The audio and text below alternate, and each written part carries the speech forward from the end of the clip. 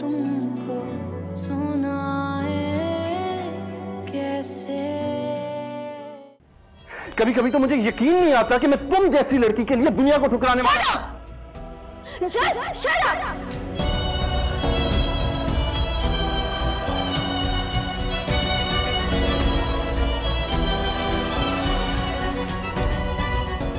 अपनी साजिश को तुम हाथ से साबित करने के लिए मोहब्बत की दुहाइयां देने आए हो? हाँ? और कितना गिरोगे तुम? मोहब्बत की दुहाई? वाह, इससे तो बेहतर है कि मैं इस हादसे को साजिश कहकर जेल चला जाऊं। तो चले जाओ ना, यहां क्या करने आए हो? ज़ारा, और हर उस शख्स की गलतफहमी दूर करने आया जिनको यह लगता है कि मैं तुम्हारी मोहब्बत में तुम्हारा हर गुनाह माफ करके तुम्हें अपना लूंगा। तुम मुझे माफ करोगे? बिल्कुल नहीं। And you know what, Zara के साथ साथ यह बात तुम भी समझ लो ईमान, कि मैंने तुम्हारी मौत की प्लानिंग तो नहीं की, लेकिन इसका हरगिज ये मतलब नहीं कि मैं उसके प्रवोक करने पर तुम जैसी कैरेक्टरलेस लड़की के साथ जिंदगी प्लान करूंगा। सारा भाभी तुम्हें क्यों प्रवोक करेंगी? अपना उल्लू सीधा करने के लिए गधे को भी बाप बना लेती है, और फिलहाल उसे अपने गधे भाई में हाथी नजर आ रहा है।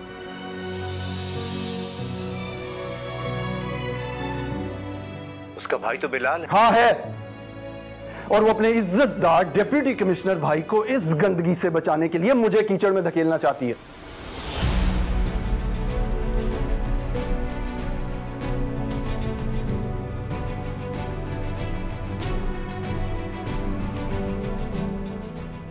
लेकिन फिक्र मत करें, मैं बिलाल की तरह ना तो ताकत का भूखा हूं, ना टेंशन का, और ना ही मोहब्बत का।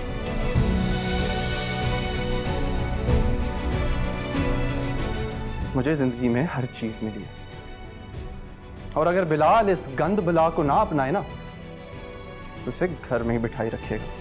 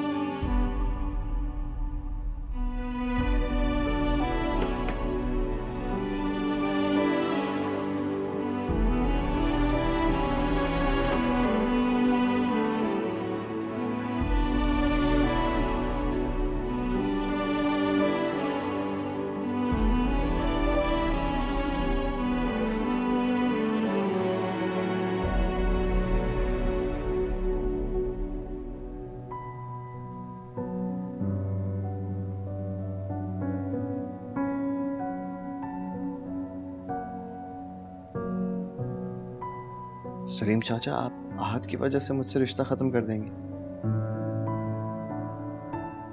देखिए, मुझे अपनी बेटी की इज्जत और जिंदगी हर रिश्ते से ज्यादा अजीज है।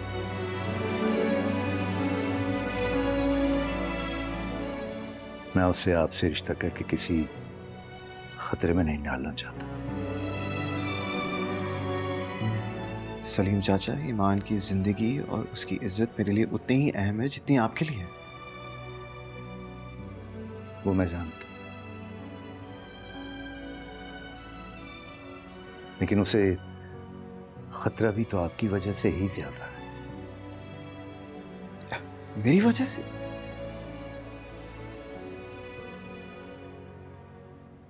एक आपका खानदान और एक आपकी बहन। बस यही लोग हैं, वरना इस शहर में तो क्या पूरी दुनिया में उसके कोई दुश्मन नहीं है। आप जिन दुश्मनों की बात कर रहे हैं ना, उन सबको मैं हैंडल कर सकता हूँ। कैसे? मेरी बेटी को गिरफ्तार करके?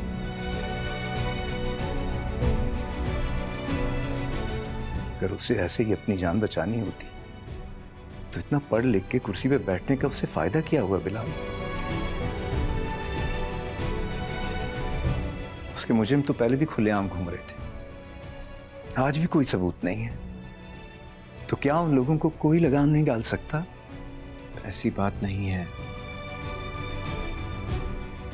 और ईमान के खिलाफ जो भी साजिश हुई है ना, उसका बदला मैं लूंगा। आप यकीन क्यों नहीं करते मेरी बात का? यही यकीन करके तो मैंने हाँ की थी।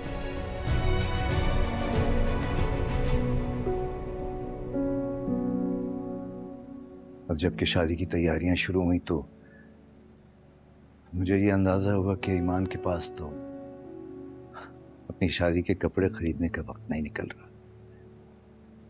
आप तो उससे भी ज्यादा मसरूफ रहते होंगे।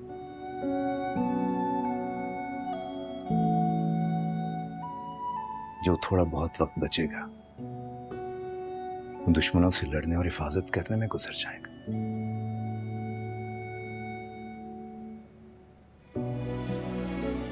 तो एक दूसरे से मोहब्बत करने और ख्याल रखने का वक्त बचेगा ही कहां आप लोगों के पास? क्या मतलब है आपका?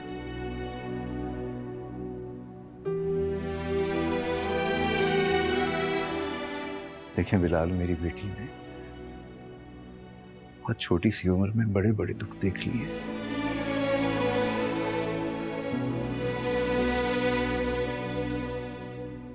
अब मैं उसकी शादी एक ऐसे खानदान में करना चाहता हूं जहां उसे मोहब्बत के साथ साथ इज्जत और मान भी मिले।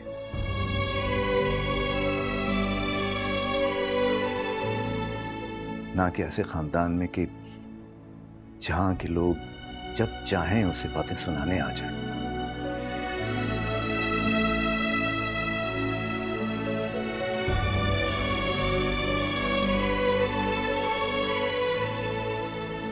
मेरा अब उस खानदान से कोई वास्ता नहीं है। ये महज आपकी सोच है, वरना खून के रिश्ते कभी भी खत्म नहीं होते। तो फिर आप क्या चाहते हैं? आपको यकीन दिलाने के लिए मैं क्या करूं? खानदान को डिसोन करने का एक नोटिस इशू करवाऊं?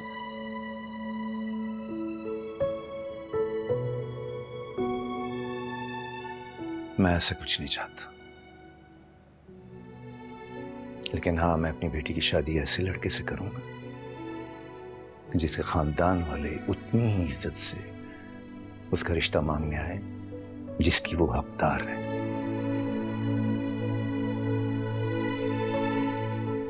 और हाँ,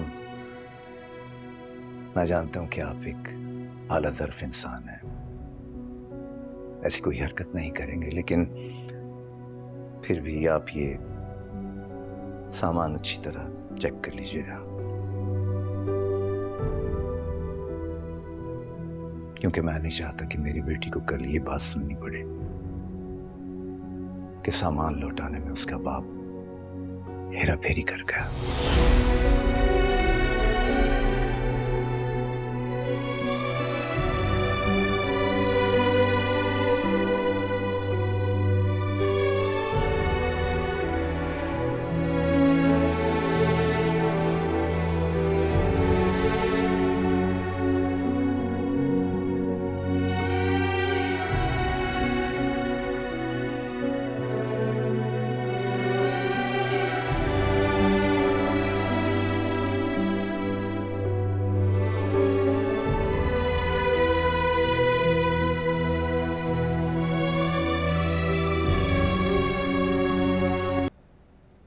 बाजी, आपको सब खाने पे बुला रहे हैं। जाओ यहाँ से। जी।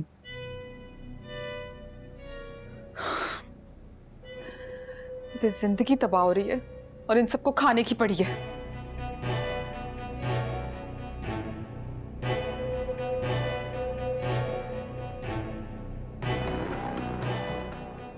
ईमान उनके कहने से मानेगी तो नहीं, और मान गई तो नहीं, वो बिलाल की मंगेतर है, उससे मोहब्बत करती नहीं। मोहब्बत तो उसे आहत से थी। तो अगर तैमूर के मुकाबले में बिलाल के बजाय आहत खड़ा हो जाए तो हाँ, अगर आहत उसके लिए स्टैंड लेता है तो तैमूर आहत को वैसा नुकसान नहीं पहुंचा पाएंगे जैसा वो मेरे भाई बिलाल के लिए सोच रहे हैं। लेकिन आहत तो उससे खुद इतना बदगुमान है। गुमानी मोहब्बत से बड़ी नहीं होती। मैं भी तो तैमूर को उनकी सारी बुराइयों के बावजूद चाहती हूँ, तो आहत क्यों नहीं जा सकता? वो भी ईमान को माफ करके अपने दिल की सुन सकता है।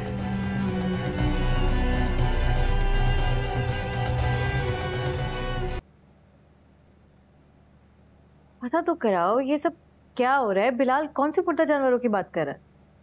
मुर्दा जानवर तो एक बहाना है। दरअसल वो अपने बाप की जायदाद वापस लेने का ऐलान कर रहा था, पड़ा रहता है इसी कोने खुदरे में। लेकिन तुमने तो तलाक लेकर उसको आजाद कर दिया। अब देना अपनी जायदाद में से आधा हिस्सा। मॉम कभी तो सोचकर बात कर लिया करें, उसकी हालत तो देखें। इसकी हालत देखकर ही रिदा को मनाया था, लेकिन ये शादी से भाग रहा है और अपने आप को बिजनेस में फंसा रहा है। कब भाग रहा है ये शादी से? डेट देने से रिदा ने इनकार किया, इसने नहीं। पूछो इसने क्या कहा है उससे। उसने मुझे सब बता दिया है। क्या बता दिया?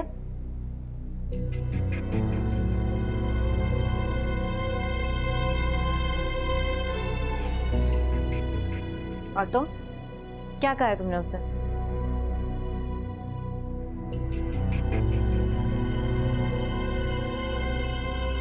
आहत कहां जा रहे हो? आहत! भूला नहीं है उसे ये। किसे? किसकी बात कर रही हैं आप? ईमान को।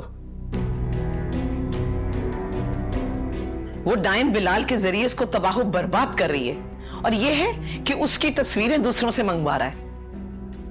क्या मतलब मॉम? किसे तस्वीरें मंगवा रहा है? रिदा ने इसके ऑफिस में ईमान की तस्वीरें देखी।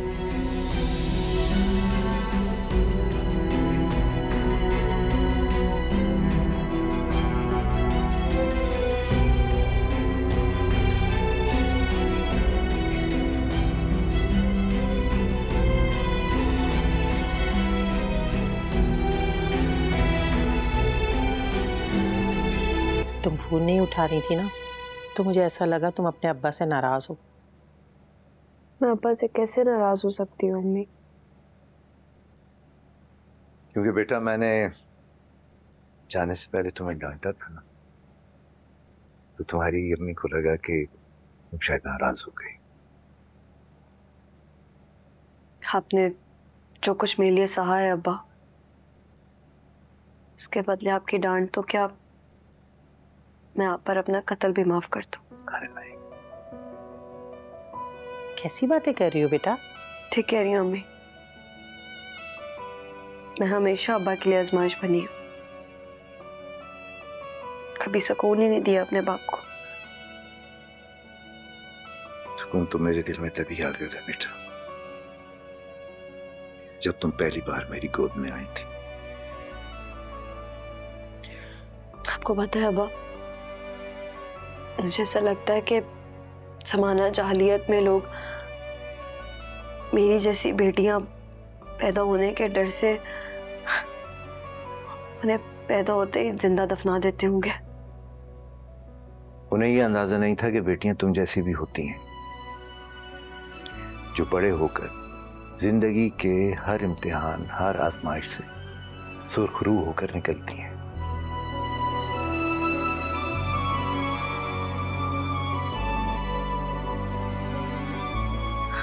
पता है अब्बा, मुझे ऐसा लगता है कि लोग बेवकूफ होते हैं जो अच्छी औलाद होने की दुआ करते हैं।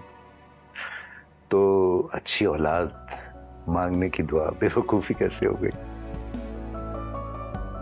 आप जैसा अच्छा बाप ना बनना तो बेवकूफी है अब्बा। जिस औलाद के पास आप जैसा बाप होता है ना, वो कभी नहीं टूट सकती। तो क्या मैं ये उम्मीद रखूं मेरे किसी भी फैसले पे मेरी बेटी टूटेगी नहीं?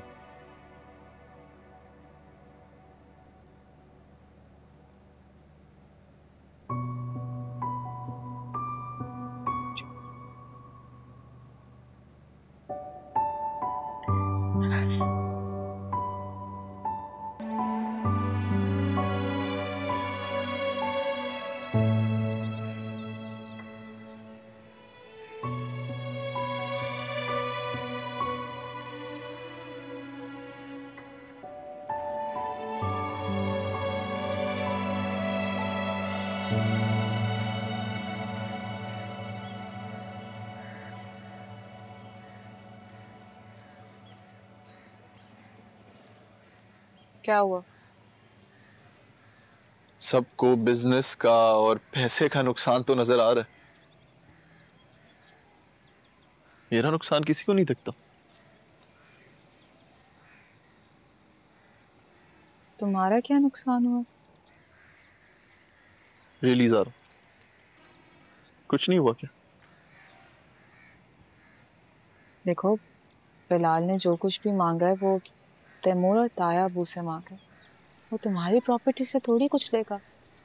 बंटवारा सिर्फ जायदाद का नहीं होता ज़ारा, दिल भी एक चीज होती। खैर छोड़ो, तुम नहीं समझोगे।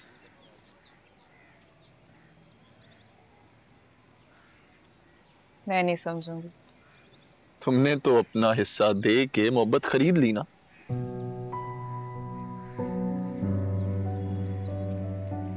फिर तो सबसे बड़ा खसारा तो मेरा ही हुआ। पैसा भी गया और जो खरीदी हुई मोहब्बत है वो सुकून भी नहीं देती। सुकून तो बहुत बड़ी चीज होती है ज़ारा, यहाँ तो कोई वफा ही नहीं करता। अपनी अपनी सोच की बात है। मेरी नजर में इंसान बेवफा हो जाए मगर बदकिरदार ना। तो ये बात तो मुझसे ज्यादा तुम्हारे भाई को समझने की जरूरत है। मेरा भाई क्यों? क्योंकि वो सब जानने के बावजूद उससे शादी कर रहे। तो तुम भी तो सब जानने के बावजूद उसके मरने का सोच के यहाँ पे बैठ के रो रहे हो। मैं सिर्फ उसके खिलाफ होने वाली साजिश का हिस्सा बनने की वजह से गिल्टी फील कर रहा हूँ। That's it. तुमने बिलाल को बताया? वो इतना अहम नहीं है। तो जो अहम है उसको बता दो। मेरे लिए कोई अहम नहीं है ज़ारा।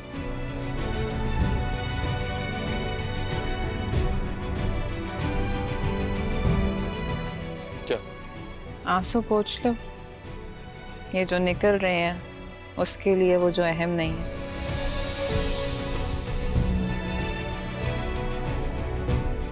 वरना लोग कहेंगे कि ईमान के लिए रो रहा है।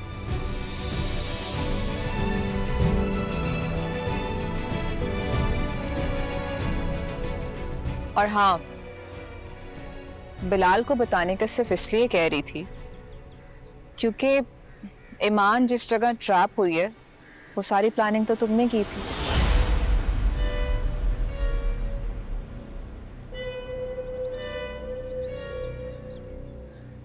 और तुम्हारे पास बिलाल के अलावा और कोई रास्ता नहीं है ये बताने के लिए कि आज भी तुम ईमान से मोहब्बत करते हो।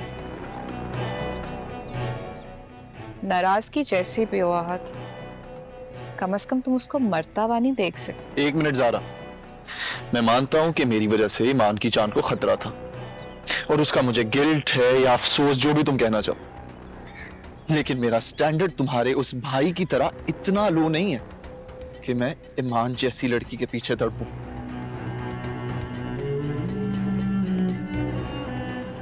मोहब्बत में कोई स्टैंडर्ड नहीं होता आहत, वो बस हो जाती है। चाहे जैसी भी हो, और इस उम्र में तो बहुत गलतियां होती हैं। मुझे माफ करके देखो, क्या पता तुम्हारे सारे दुख खत्म हो जाए।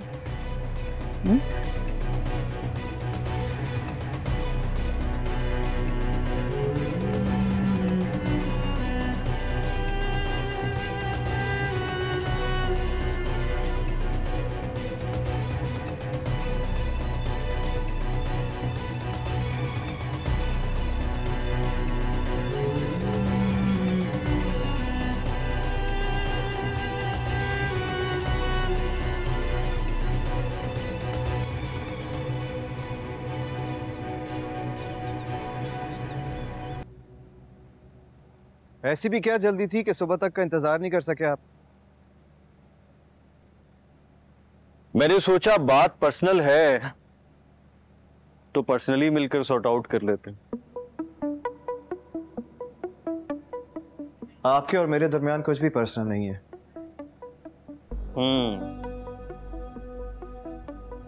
अभी तक तो नहीं है, लेकिन अब अगर ईमान के फोन पर दोबारा तुम्हारी आवाज सुनी तो पर्सनल हो जाएगा।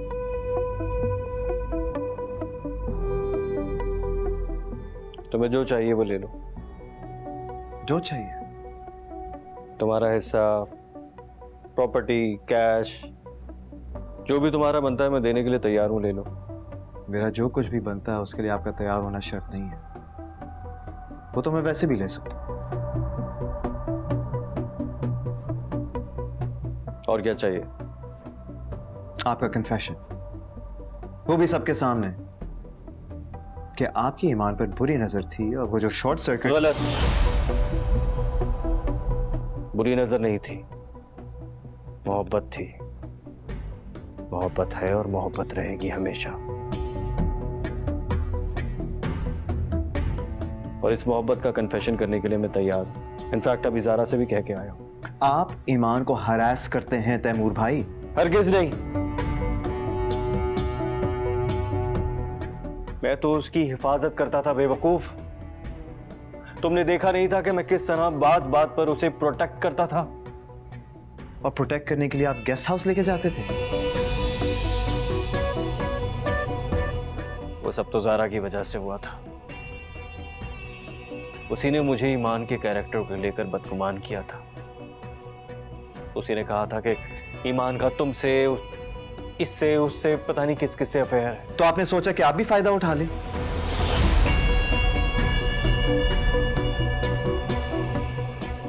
मतलब अगर एक लड़की का कैरेक्टर खराब है तो मर्द पे हैवानियत हलाल हो जाती है? हैवानियत नहीं थी वो, बिलाल उसकी हिफाजत कर रहा था मैं, और उसे महफूज करके सिर्फ और सिर्फ अपना बना के रखना चाहता था। आप उसे बचाकर भी बर्बाद करना चाहते थे? बर्बाद करना नहीं चाहता था,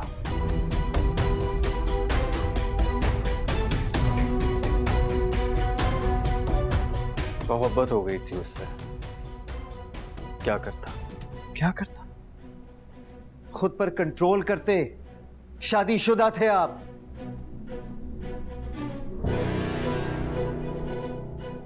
तुम भी तो शादीशुदा थे।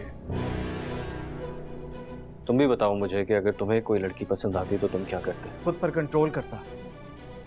आपको क्या लगता है आप इस दुनिया के पहले मर्द हैं जिसको शादी के बाद कोई लड़की अच्छी लगी है? मतलब कि तुम मानते हो कि शादी के बाद कोई अच्छा लग सकता है? सिर्फ मैं नहीं मानता, सारी दुनिया मानती। बल्कि साइकोलॉजिकली प्रूवन भी है कि शादी के बाद मर्द को एक खूबसूरत लड़की खूबसूरत ही लगेगी। कई ऐसे भी होती हैं जिनकी तरफ ऑटोमेटिकली दिल खिंच जाता है।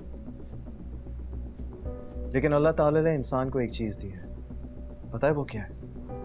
अक्ल, जिसका इस्तेमाल करना चाहिए, ना कि जानवरों की तरह नफ्स के गुलाम बनकर रिश्तों की हुर्मत भूल जाएं।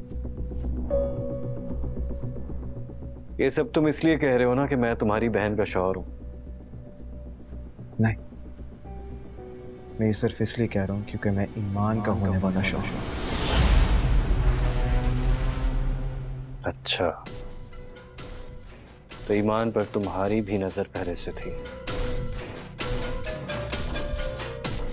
ऐसा तो नहीं होगा बिलाल, ऐसा मैं होने नहीं दूंगा। ईमान को मैं किसी का होने नहीं दूंगा। बेहतर यह है कि शराफत से पीछे हट जाऊं, वरना क्या? तुम जानते हो ना कि ईमान मेरी कितनी फर्माबरदार थी। सारी सच्चाई बताकर उसे तो मैं मना लूंगा, लेकिन तुम्हें हमेशा हमेशा के लिए मिटा दूंगा। डेप्यूटी कमिश्नर के घर में खड़े होकर धमकी देने वाले पहले इंसान हो गया, और अपने बहनोई को खाली हाथ लौटाने वाले दुनिया के पहले सारे होगे तुम। और ये बात हमेशा याद रखना।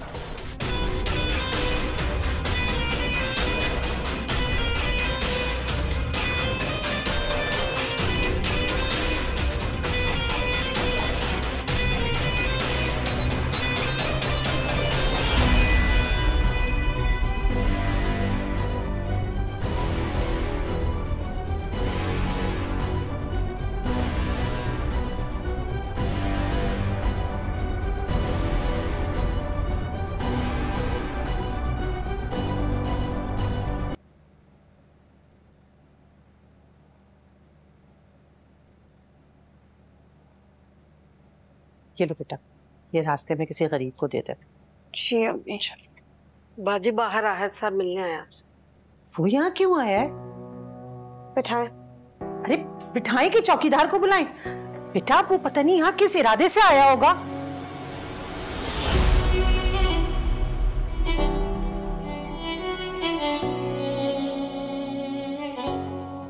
इंसान के इरादे से कुछ नहीं होता अम्मी। अल्लाह ने जिंदगी दी है, उसकी मर्जी के बगैर कोई नहीं ले सकता। वो हादसा मैंने नहीं करवाया था। हादसा? चलो मान लेते हैं। यही तो, तुम मान बहुत जल्दी जाती, किसी को एफर्ट ही नहीं करनी पड़ती। एफर्ट का फायदा नहीं होता ना, बच जाते। देखो ईमान, तुम गलत सोच रही हो। दुनिया तुम्हारे कहने से नहीं चलती। तुम मुझे बताओगे कि मैं क्या सोचूं? नहीं, मैं बस तुम्हारी गलतफहमी दूर तुम होते कौन हो मेरी गलतफहमी दूर करने वाले? तुम खुद को मुझसे दूर रखो, बेहतर होगा। खबरदार, बहुत पछताओगे। पछता तो मैं तुमसे मोहब्बत करके रहा हूं ईमान। कभी कभी तो मुझे यकीन नहीं आता कि मैं तुम जैसी लड़की के लिए दुनिया को ठुकराने वाला। Just shut up!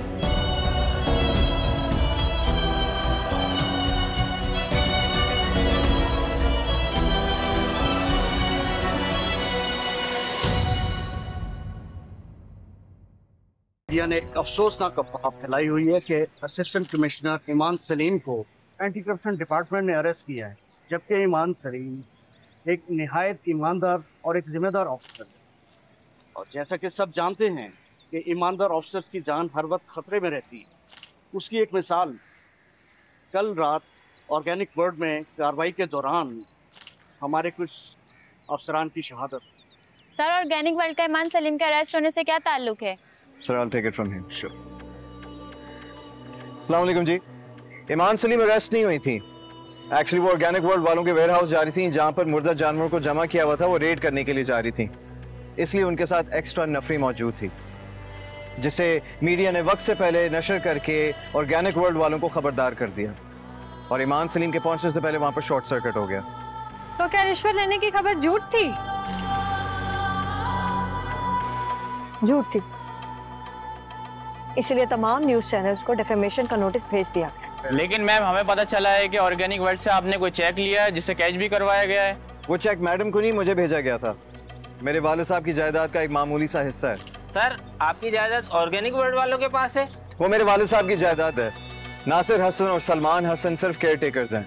लेकिन सर, उन्होंने कहा है कि वो प्रॉपर्टी हमें वापस करना चाहते हैं, इसलिए मंथली इंस्टॉलमेंट्स के जरिए वो हमें चेक्स देते रहेंगे। का मतलब आप? अब बाकी की बातें कोर्ट में होंगी, जहां पर डेफेमेशन का केस लड़ने आएंगे आप लोग। Thank you so much, take care, अल्लाह हाफिज। चलें जी, let's go, let's go, let's go, चलें जी, चलें, लेट्स गो।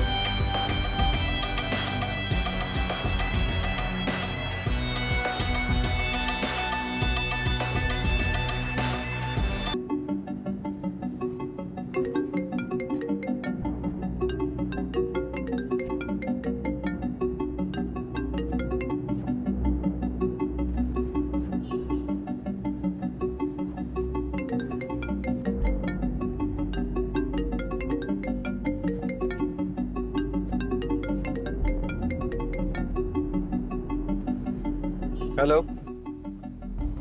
हेलो बिलाल, ईमान तुम्हारे साथ है? नहीं, मैं उसके साथ हूं। ठीक है, वो घर छोड़ने जा रहे हो उससे? That's none of your business. None of my business.